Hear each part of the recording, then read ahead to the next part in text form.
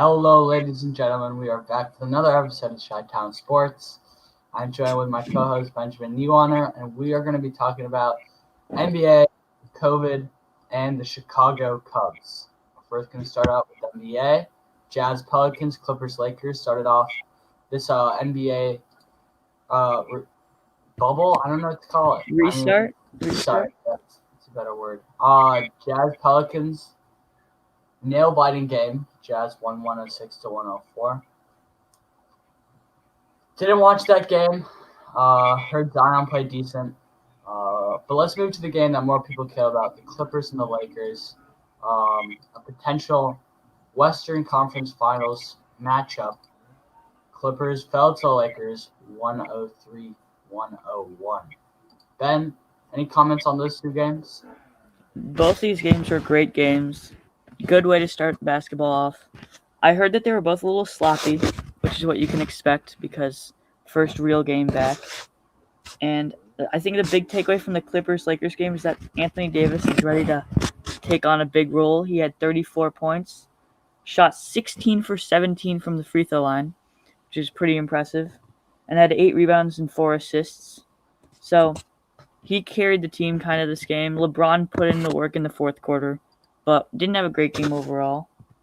And the Clippers are going to be a tough team to beat. Even though they didn't win, Paul George looked back to his best. He shot 6 for 11 from the threes. And Kawhi obviously has always been really good. So I think these are the two teams to beat in the Western Conference. Awesome. Well, there are 6 games,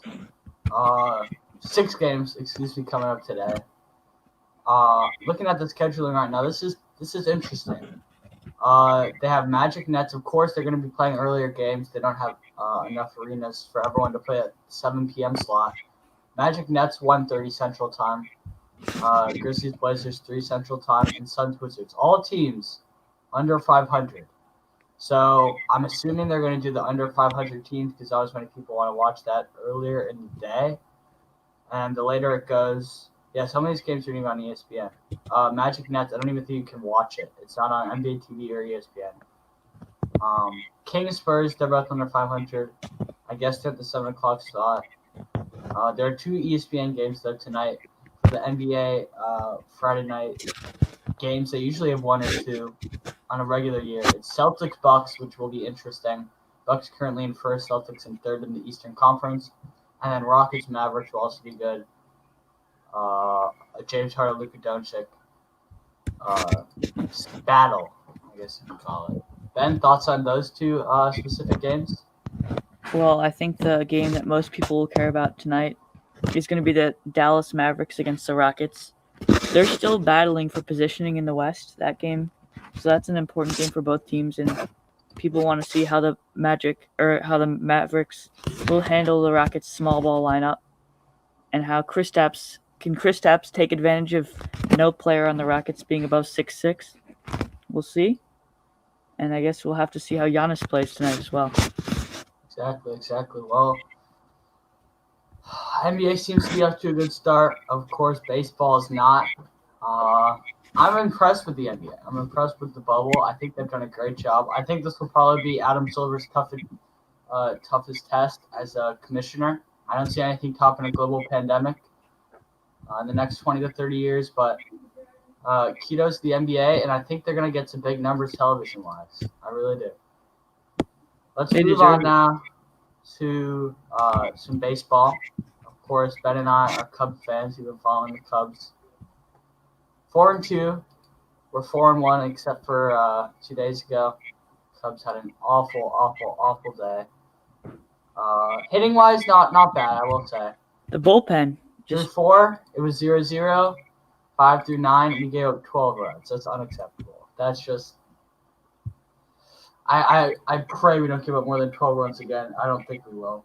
You usually don't give up more than 11 or 12 runs in a season. That's usually top. Of course, only 6 games. Ben, comment on this. My main concern with the way this year has gone, is the Cubs' bullpen has not shown anything in terms of just skill level, just getting outs. Craig Kimbrell came in and almost blew a big lead in the Cubs' win over the Reds 3 nights ago.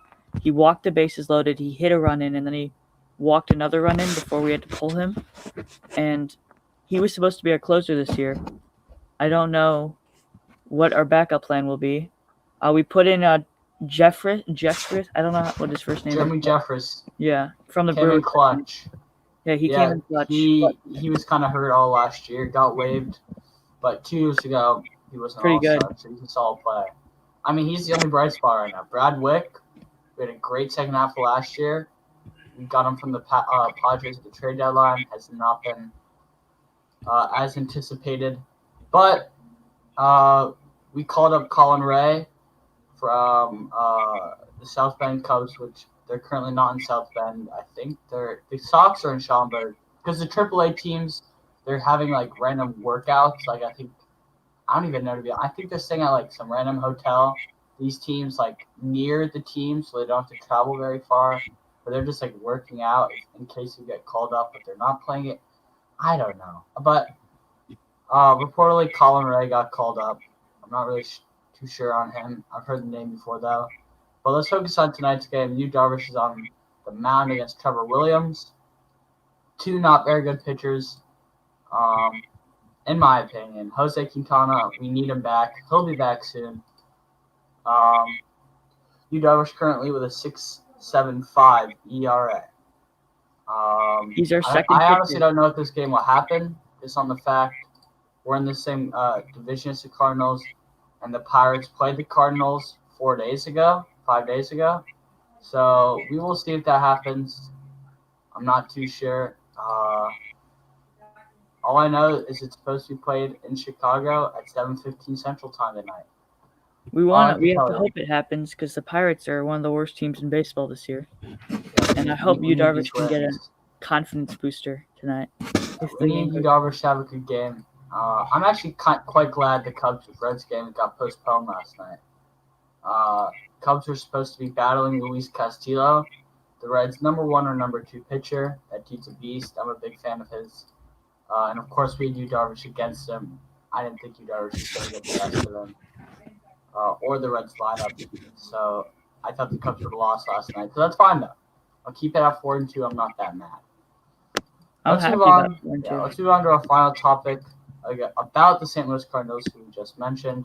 I'm going to let Ben start this off here. I've been talking too much. Ben, tell us about the St. Louis Cardinals. Well, the Cardinals just found out that 2 players tested positive for COVID. And obviously that's a big deal because the Marlins had 17 players or team members test positive. And the Phillies have had players test positive after they played the Marlins. So you can tell there's kind of an outbreak going on right now in the MLB. Games are being postponed. We'll see. The Marlins have 20 players tested positive now. So the numbers are just getting larger and larger. At a certain point, we'll have to see what the commissioner, Rob Manfred, decides to do with the season if players on teams keep getting exposed to the virus. The Cardinals-Brewers game was just postponed, which that is a smart decision right now. But if they keep postponing games, it kind of makes questions, why are we playing a season if everyone's just getting this virus? It's not worth it. So what do you have to say about that, Brad? Thank you for asking, Ben. Whenever I think about this, I have mixed thoughts because I think they should play, but then I don't think they should play. And I'm just like, why don't they go to a bubble? I know there are more players per team, but you're the MLB. You can afford this. Sure, you don't have the money the NFL does, but you can still afford this. I mean, you got to be serious now. You can take these players. I don't know. I don't know where the MLB headquarters is. I know the NBA headquarters is in Israel. It's in Orlando. But regardless, they did the Summer League in Orlando for all those years. These executives know Orlando. They know all this stuff. Of course, Disney, ESPN, ABC, it all comes together. If the MLB could land something, I know MLB's big with Fox. They might be able to set up something somewhere. I just don't think this is going to work. I don't think the NFL is going to work either if it's like this. And the NFL only has 22 more players per team. Like I think basketball would be the only escape for this year, unless they push football/baseball to the spring. But of course, baseball is supposed to start back up in the spring, so I really don't think this MLB season will happen. I think the NBA will, but I'm just trying to take these games in because this might be the last time I'll be watching them for a while. That's my take on it. Have you been able, just Side note: have you watched the Cubs games on the new network? Yes, I have been. Is it available on TV or do you have to subscribe? We changed to Hulu on the fact that they had it. It's not bad. I enjoy I'm it. just gonna rant against that Cubs really quick. I think they should never have left WGN. That was a kind of great partnership. They sold out for the money. I disagreed with the decision to move to Marquee Sports Network. It's the same people though doing the games. I mean, It's it's the not much same different. guys doing the game. And honestly, 670 The Scores radio announcers are so great. Like they had the best radio guys doing their games as out of anywhere. Is it Hughes, Jeffrey Hughes? 670 The Score. Well, I like our TV guys. I like I think they're fine. they're good It enough. is. I don't want to get too. I don't want to see their random people, but I don't know. That's my take on the Cardinals. Ben, any other topics you want to talk about? MLB Well, predictions, if we can do MLB that predictions at the moment. at the moment. Yeah. If the season keeps going, I honestly think that the strongest team in MLB is the Los Angeles Dodgers. I don't think there's too much debate with that. You got Cody Bellinger, Mookie Betts, Max Muncy, and a strong pitching staff where Clayton Kershaw's not even the ace. So if they can stay healthy, if they don't get caught, if they don't catch the virus, I see them being the best team. And as of the Cubs, I think the Cubs are going to have trouble making the playoffs, even though we're 4-2 right now. Our pitching is just horrible. No, I completely agree with that though. If we So- don't pick up a free agent reliever, make a big trade some prospects. I don't know what's going on. It's bad. It's bad. It's bad. Our starters are not awful. We get Jose Quintana back. Alec Mills honestly could go to the bullpen if we need him. As that, if our starter is a busted game, Alec Mills comes and throws 4 or 5 innings. I mean, he was solid, only 2 runs allowed.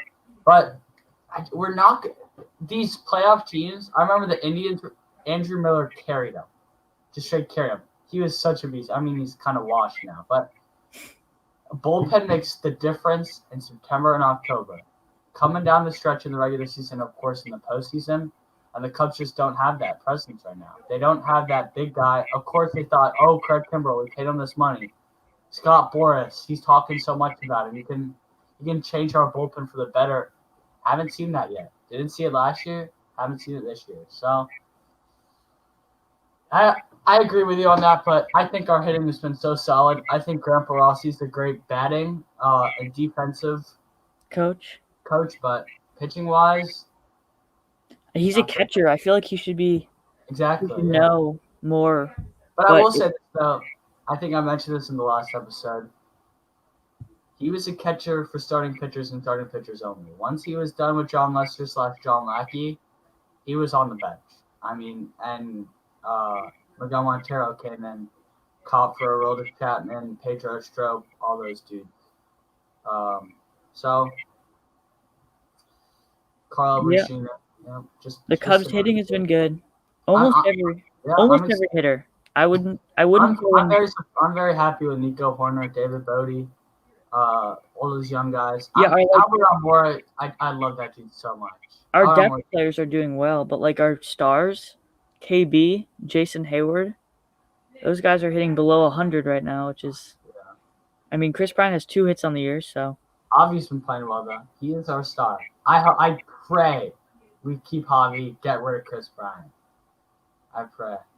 I think Cubs fans all want that to happen. Yeah. Chris Bryant was never that popular, even when he won the MVP. So I do remember though, Chris Bryant as a prospect got so much hype. I don't know how he fell off this week. As a prospect, the whole debate was when would the Cubs call him up. Yeah. Epstein kept him in AAA for another year, for like half the season, or like 3/4 of the season, so we could get another year out of him, which is, of course, this year. He was thinking down the line, which is, of course, very smart. I mean, it worked out. He's still a top player in the MLB. But, yeah, I'm not too happy right now. Well, our last topic we could talk about, Notre Dame and the ACC, it's official. They We're released winning, their we're plan. winning the conference. I'll say it right now. You're You want winning. to know why, Ben? Because Trevor and Yeah. Travis are not going to play. No one said that, but No one said that, but it's going to happen. Do you not see the Virginia Tech cornerback? I did. I mean, it's Trevor Lawrence, of course, is not going to play. There's no way in anything him and Justin Fields play. I doubt Travis Etienne will play either. I think all those dudes will leave. And Notre Dame, how many guys are going to leave? 0, because none of them are first-round locks. Jeremiah Owusu-Koramoah, he could probably sneak up into the first round if he has a good season, but I don't think he's going to not play. Liam Eichenberg, our offensive tackle, he's not bad either, but I don't think he's a first-round lock. I wouldn't call him that at least. Well, if Notre Dame wins the conference without Trevor Lawrence and Travis Etienne, there's going to be a big asterisk next to that victory. I mean, think so. they're full-time members for this year. They're playing 10 other teams. MLB, play ball, COVID-19, home live year. Thank you for the comment. I'm not really sure who that is. Ben, you Who have commented? You can't see? I can't. Oh, well, that sucks. Well, yeah, we're about 16 minutes through. Ben, I think this has been a good short episode. Hopefully we'll get a longer one next time. We'll come at you when some more news arises, comes out. I mean, everything's There's a lot going on. It's not a regular season. We don't know. We always, in a regular season, know, of course, let's say the Dodgers and the Yankees are going to match up. Everyone's going to be watching this. ESPN Sunday night. Just not going to be like that this year. We don't have those pin things on the calendar, of course, for college football, NFL. This is about the time of year where I start to do this, late July, early August. I get in the football mood. I look through all the calendars. I'm like, all right, Bears are playing Sunday Night Football against the Rams. I'm watching that game. I might go to that game. I mean, the tickets are too expensive. They're a waste. But you know what I'm saying. This is a time of year where I'm excited about those fall sports. That just isn't the case this year. Ben, any final comments? Well, there's a lot going on in sports right now. We'll see how long the MLB can hold on. But I guess we have to hope that everyone stays healthy and that seasons continue. Yes. All right. See you, Ben. Thank you for a great episode. Thank you.